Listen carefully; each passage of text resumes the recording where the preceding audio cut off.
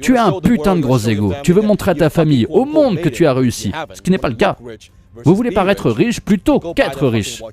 Tu vas acheter une putain de montre, mais tu sais quoi? Tu portes la montre et tu penses avoir réussi. Tout le monde pense que tu as réussi, mais ce n'est pas le cas. Tu viens de te rendre pauvre.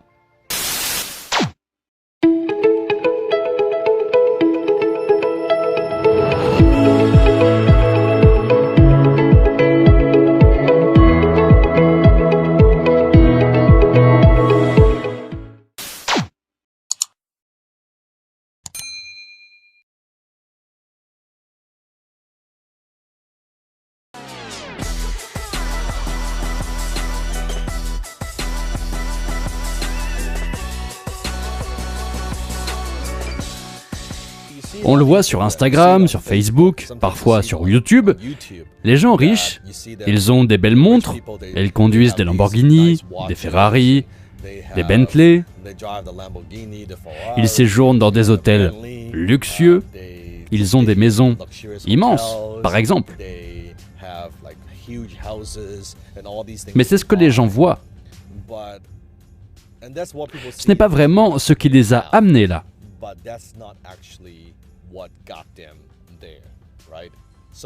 Alors, qu'ont-ils réellement acheté? Les gens riches, une chose qu'ils achètent sont des actifs, que les pauvres et la classe moyenne connaissent. Maintenant, quels actifs? Je parle d'actifs productifs de revenus, d'actifs qui s'apprécient, d'actifs qui rapportent de l'argent.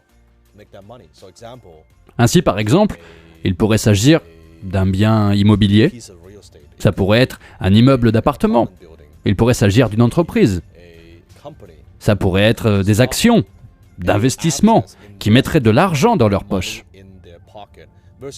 Par rapport aux pauvres et à la classe moyenne, qu'est-ce qu'ils achètent? Ils achètent du passif. Si vous étudiez un peu Robert Kiyosaki, vous savez que la définition est différente pour passif et actif. Et toutes ces choses qui mettent de l'argent dans votre poche, et la plupart de la classe moyenne achètent des passifs, tels que leur maison, leur résidence principale, qu'ils pensent être un actif. Ce qui n'est pas le cas, car les actifs sont censés faire de l'argent, même pendant que vous dormez. Mais les passifs vous enlèvent de l'argent pendant que vous dormez. Et quand vous regardez la classe moyenne et leurs états financiers, très souvent, ils ont très peu d'actifs, voire pas d'actifs, zéro actif. Et ils ont beaucoup de passifs, leur maison, leur voiture et tout ça. Mais ils ont très peu d'actifs. Donc les riches, nous achetons d'abord des actifs, puis les actifs achètent notre luxe, et non l'inverse. Je vais vous donner un exemple parfait. Donc, au lieu de vous demander de dire « Oh, je ne peux pas me permettre ça. Oh, vous savez, oh, c'est trop cher. » Les riches, on ne le fait pas. Ce n'est pas comme ça que nous pensons. C'est une mentalité de pauvre. Les gens riches, nous, on se demande plutôt comment on pourrait faire en sorte que cela nous fasse gagner de l'argent. On ne se demande pas comment on pourrait se le permettre. C'est là toute la différence. Donc, au lieu de penser, disons, pour cette voiture, par exemple, j'aurais pu acheter cette Bentley n'importe quand. Mais j'ai attendu un certain temps, parce que je me suis fixé un objectif. Et je me suis dit, ok, au lieu de simplement acheter un passif, je dois d'abord acheter l'actif. Je dois donc acheter un actif qui dégagerait suffisamment de liquidité, dans mon cas un bien immobilier, pour avoir suffisamment de liquidité pour couvrir le paiement mensuel de ma Bentley. Ok. Donc au lieu d'acheter une Bentley, que devrais-je payer de ma poche? Je dis, ok, laissez-moi aller à une étape. Laissez-moi acheter l'actif. Que l'actif soit suffisant pour payer mon luxe. Donc même quand je n'aurai plus cette voiture, quand dans 2 ou 3 ans, cette voiture sera partie, devinez quoi? J'aurai toujours l'actif qui fonctionne pour moi. C'est là toute la différence. Nous, les gens riches, nous achetons de belles choses. Nous achetons les plus belles choses. La différence, c'est que nous ne voulons pas utiliser notre propre argent. Nous achetons d'abord les actifs. Nous investissons d'abord. Nous achetons d'abord les investissements. Ensuite, nous achetons des passifs. La définition des personnes riches est très simple. Les gens riches sont des entrepreneurs qui investissent. Je vais le répéter. Nous sommes des entrepreneurs qui investissent. Même si vous êtes propriétaire d'entreprise, au lieu de simplement acheter des produits avec votre entreprise, faites d'abord de l'argent avec votre entreprise. Bien. Et ensuite, vous pouvez investir.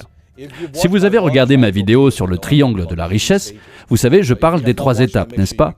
Et puis, je parle de votre entreprise évolutive et je parle d'investissement à haut rendement. Donc les riches, nous sommes des entrepreneurs qui investissent. C'est donc la seule chose que les riches achètent et que les pauvres et la classe moyenne ne font pas. Laissez-moi vous donner un autre conseil. Il y a une chose que nous achetons aussi que les pauvres et la classe moyenne n'achètent pas. Les riches achètent du temps. Les pauvres vendent du temps. Les riches achètent du temps, les pauvres vendent du temps. Pensez aux personnes qui ont des difficultés financières ou aux employés. Ils vendent leur temps. Ils sont payés en fonction du temps. Combien d'heures je travaille, combien suis-je payé à l'heure, ou combien suis-je payé par mois ou par quinzaine. C'est comme ça que la plupart des gens pensent. Les gens riches, on ne fait pas ça. Nous achetons du temps. Nous achetons du temps parce que le temps est la seule chose que vous ne pouvez pas remplacer. Les minutes où vous regardez cette vidéo sont des minutes de perdu. Vous ne pouvez pas les remplacer. Je ne peux pas les remplacer. Les clients sont remplaçables. L'argent est remplaçable. Le temps ne l'est pas. Je ne peux pas créer la fabrication du temps. Je peux toujours gagner plus d'argent si j'ai le temps. Si je manque de temps, je ne peux pas le faire. C'est pourquoi le temps consacré aux personnes riches est notre bien le plus précieux. C'est pourquoi je déteste quand les gens me font perdre mon temps. C'est pire que de me voler. C'est pire que de me voler de l'argent parce que l'argent, je peux toujours le récupérer. La minute que je gaspille, je ne peux pas la récupérer. Et si j'utilise ce temps à bon escient, je pourrais l'utiliser pour gagner beaucoup d'argent. Donc la raison pour laquelle nous achetons du temps, nous achetons des talents, nous achetons des gens qui pourraient nous aider, nous achetons des personnes qui pourraient nous faire gagner du temps. C'est pourquoi les 2 heures que vous passez, vous savez, à nettoyer votre maison, ou à faire toutes ces choses, à tondre votre pelouse par exemple. Une histoire rapide. Une fois, j'ai rendu visite à un PDG, très prospère. L'entreprise faisait probablement 20-30 millions de dollars par an. Et je me rends à son bureau.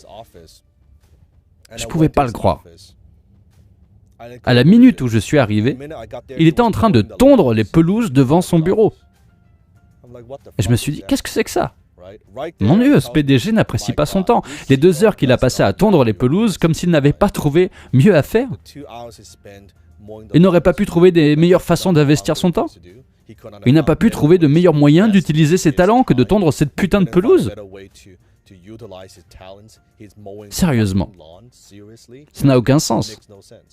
Donc nous, les gens riches, nous ne pensons pas seulement au retour sur investissement. C'est l'un des mots que vous devez apprendre. Nous pensons en termes de retour sur investissement, de votre actif, de votre passif. Mais nous pensons aussi en termes de retour sur investissement du temps investi. Nous nous tournons vers le temps investi. J'investis ce temps à faire cette chose. Quel est mon retour? Je sais donc que si je passe 2 heures à regarder un film, ce film me coûte pas seulement 20, 30 ou 40 dollars. Ce film m'a coûté des milliers de dollars, voire des dizaines de milliers de dollars. Je sais alors que lorsque je regarde un film, je dois me poser la question, et non pas que je ne regarde pas de films, j'adore regarder des films, ok, mais je sais aussi, de manière réaliste, ce n'est pas une chose à 40 dollars, tu vois. Ça me coûte des dizaines de milliers. Alors je me demande, ok, allez, c'est de l'évasion, mais est-ce que cette expérience, est-ce qu'elle vaut vraiment ce genre d'argent? C'est que si je prends du temps libre, je le consacre à ma famille. Et cette heure me coûte de l'argent, mais je suis prêt à le dépenser très consciemment. Je sais que j'investis mon temps. Je n'essaie pas de gagner de l'argent avec l'heure ou les 2 heures que je passe avec eux. Je m'investis dans ce temps. Et quand tu y penses de cette façon, devine quoi? Vous serez bien plus présent.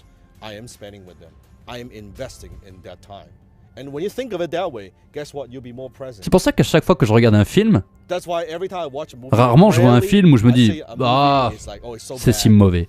Je me dis « Non, non, c'est bon ». Au moins je peux justifier un peu en me disant « Oh, ce film de merde m'a juste coûté 20 000 $, donc il est plutôt bien, non ?» Ce n'est pas drôle, c'est 20 000 $ de mon temps. Donc vous savez, blague à part, mais c'est ce que c'est. C'est comme ça qu'il faut voir la valeur de son temps. C'est ce que font les gens riches. Les riches achètent du temps, et si vous ne valorisez pas votre temps, vous ne réussirez pas. Vous devez valoriser votre temps. Bill Gates a pris ses rendez-vous par tranche de 6 minutes. 6 minutes dans son calendrier. C'est un milliardaire, non? Mon mentor a le sien par tranche de 15 minutes. Maintenant, j'ai aussi mon petit truc, parfois 30, parfois 15 minutes. La façon dont vous gérez votre temps, dont vous l'investissez, est l'investissement le plus précieux que vous ayez. Alors voilà, c'est ce que les riches achètent. C'est la seule chose qu'ils achètent et que les pauvres et la classe moyenne ne pensent pas. Un truc avant de partir.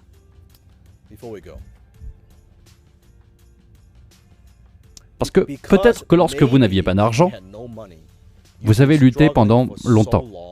Vous avez travaillé dur pendant longtemps. Et soudain, quand vous gagnez un peu d'argent, et que vous avez toute l'image que vous avez des gens riches, toutes les belles choses, la belle voiture, toutes ces choses-là qu'ils ont, je ne parle pas de beaucoup d'argent, je parle d'un peu d'argent. Tu te dis, je vais bosser comme un dingue, et j'attends 10, 20, 30 ans pour avoir ça. Je veux cette vie. Et tu vas dépenser l'argent, et tu penses qu'en dépensant cet argent, ça te rend riche. Ça te rend pauvre, putain. Ça ne te rend pas riche. Vous ne voyez que le résultat. Vous voyez le résultat, vous ne regardez pas le putain de processus. Regardez comment ils sont devenus riches. Ils achètent d'abord les actifs avant d'acheter leur montre. Ils achètent l'investissement, c'est l'investissement qui rapporte. Puis ils achètent la montre. Mais vous ne voulez pas faire ça. Tu gagnes soudainement un peu d'argent parce que tu es si peu sûr de toi. Tu as un putain de gros ego. Tu veux montrer à ta famille, au monde que tu as réussi, ce qui n'est pas le cas. Vous voulez paraître riche plutôt qu'être riche. Tu vas acheter une putain de montre, mais tu sais quoi? Tu portes la montre et tu penses avoir réussi. Tout le monde pense que tu as réussi, mais ce n'est pas le cas. Tu viens de te rendre pauvre. Ce n'est pas ce qui vous rend riche. Mais si vous pouvez avoir l'autodiscipline, si vous avez le self-control et que vous vous dites, vous savez quoi? Je vais acheter les actifs en premier. Je vais d'abord acheter les actifs. Une fois que j'ai acheté les actifs, je peux acheter tout le putain de luxe que je veux. C'est votre patrimoine qui paye. C'est bon pour ça. Achetez les belles choses que vous voulez. Ça ne vous coûte rien. Car vos investissements vous rapportent. Les investissements vous nourrissent. Ça vous rapporte de l'argent, c'est là toute la différence. Alors pensez-y, ne vous contentez pas de l'apparence. D'abord, tu dois te constituer un portefeuille. Je n'ai pas eu de belles choses pendant les 10 premières années de ma vie professionnelle. Je conduisais une Mazda pendant un certain nombre d'années, ok? Et ensuite une Audi, ce n'est pas une mauvaise voiture, mais ce n'est pas une Bentley. Ce n'est que récemment, cependant, que j'ai pu profiter de la vie et que les gens ont regardé où j'en étais aujourd'hui. Mais ils n'ont pas regardé d'où je venais.